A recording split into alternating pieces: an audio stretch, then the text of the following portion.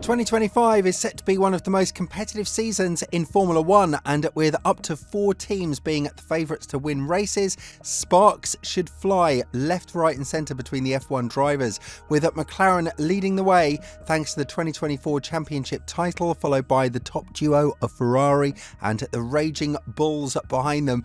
We might be looking at breaking records in terms of race winners, and all of this would come down to who has the best car. For that matter, let's dive a bit deeper and see what the changes are that the teams have made to their challenges now that they're headed into the last season of the current regulated era. Let's start with Ferrari, the team that is undoubtedly the favourite compared to the rest of the grid, given the fact that they have a power lineup made of Leclerc and Hamilton. On top of that, the team has already expressed their approach, 99% different, and a new car that we would have to wait until Bahrain to see whether or not is competitive enough to justify the expectations. When talking about the 2025 car, Vasseur was loud and clear when it comes to the philosophy and the design of the Project 677, further adding, "If it will be competitive, we'll find out in Bahrain. Sometimes you don't realise you're taking risks until afterwards. The car will be completely new. I think we'll have less than 1% of the parts in common with the 2024 cars. It's a different project, but the same applies to everyone. We can't say now if 2025 will be our year, but I trust the project we are working on. It will still be an intense challenge like the one we just completed. I am very proud of how we tackled difficulties this year, but we must take another step towards consistency." Now, it's very interesting to see what these changes will be, because the regulations are very tight and they're not quite allowing to change that much on your car. So a bold move could mean 2 scenarios: a big advantage compared to the rest of the grid, or a big drop down and even setting yourself back compared to 2024, which is the last thing that Ferrari needs now that they have Hamilton in their rows. Leclerc is adamant that the next champion in Formula One is going to be Ferrari, whether that will be him or Hamilton. And when talking about it, the Monegasque driver, who is facing a huge challenge himself by having a 7-time world champion as his teammate, was full of confidence. He addressed the situation of going into a wheel-to-wheel battle with Verstappen as probably the more often sight that we're going to see. And when talking about it, he said, "You've got to pick your battles, and I feel like Max knows how to adapt to different situations, and we've seen it. There were moments last season when he was not aggressive, but when the end of the season arrived and Lando was coming back there, you could see him play with the rules a lot more, and I feel like I've got that in me." How the challenge of having a 7-time world champion as your teammate and a 4-time world champion being your rival is going to be handled from Leclerc's side, I guess it's up to us to wait and see, but this is definitely a season that could really cement his legacy. The second team that would have a huge challenge in front of them because of the success they've shown in upgrading their car throughout the entirety of the season without meeting obstacles is McLaren. The Woking-based squad had undoubtedly one of the youngest lineups on the grid last year, and both of the drivers have been winning races. So 2025 is a season in which you wouldn't have excuses like you had in the first half of 2024. The team has been exploiting some very interesting loopholes regarding the MCL 38, such as the mini DRS trick, and now that the FIA is tightening up their belt with the rules, it might be a bit harder for McLaren to find and gain more performance out of their car. But the team is ready to go at a full risk with the 2025 car, and speaking to motorsport.com, Zach Brown has opened up about the brave risk that the team needs to take if they want to fight in the same manner they did last year. Similar to Ferrari, they have 2 drivers who will be legitimate championship contenders, and when talking about the approach that McLaren is taking in the new season, the boss of the Woking-based squad added, "We're going into next year at full strength. I think we are in a different mindset now in terms of the confidence of the team and the amount of bravery that the team is prepared to take in the development of next year's car. The team is not, let's just tweak a little here and there. The car is pretty good. We've got some stuff on next year's car that's like brave risk.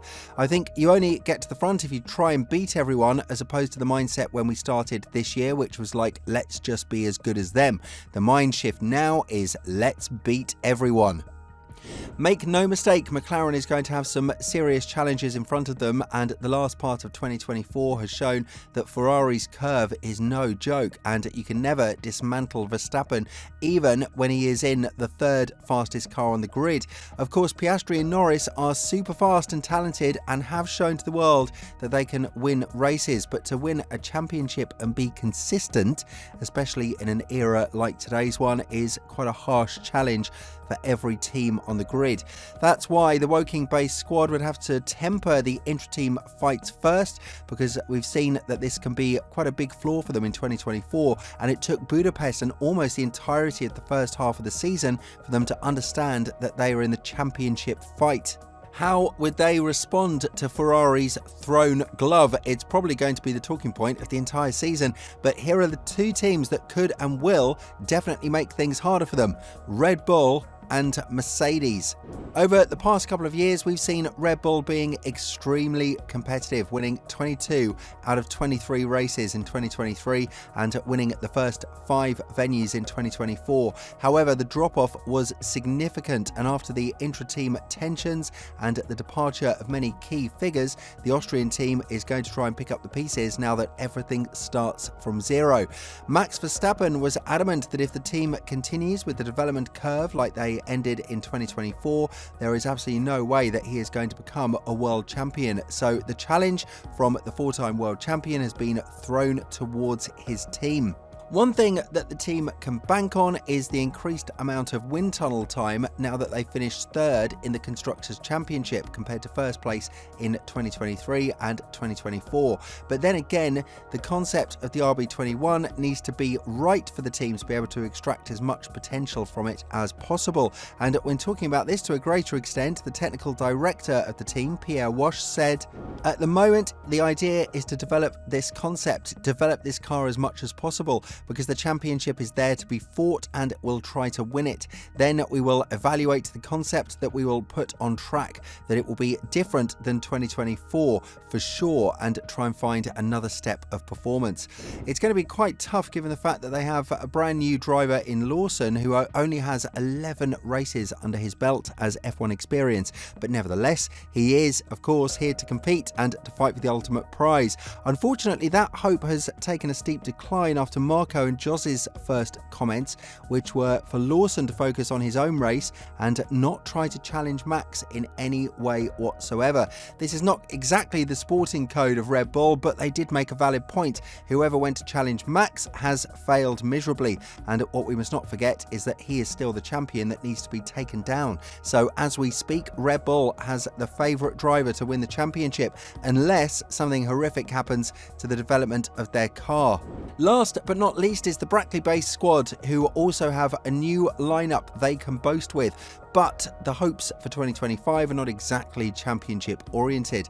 Wolff emphasised the importance of the 2026 rules and how Mercedes might be one of the first teams to resort to investing in the new era than we could expect, unlike McLaren and Ferrari, who would likely go until the end of 2025 when it comes to developing their cars. The goal for Mercedes would be to win as many races as possible and accommodate Antonelli to the new world that he is stepping in. But that doesn't mean that they're not going to work on the W16 at all. Key areas have been targeted by the engineers, working tirelessly for the past couple of years, and when talking about it, Russell said, "We've definitely uncovered a few things that we want to be changing going into next year. When you're in the mindset of a season, you sometimes don't have that opportunity to dig deep into the fundamentals of the car." That's been really positive to see. With all this in mind, which team do you think would emerge as the favourite to win it all? And more importantly, who do you think would give up first and focus on 2026 as early as possible? Let us know in the comments below. And if you want to know more about the unexpected rule change by the FIA regarding the behaviour of the drivers, make sure to click on the video that appears on your screen right now.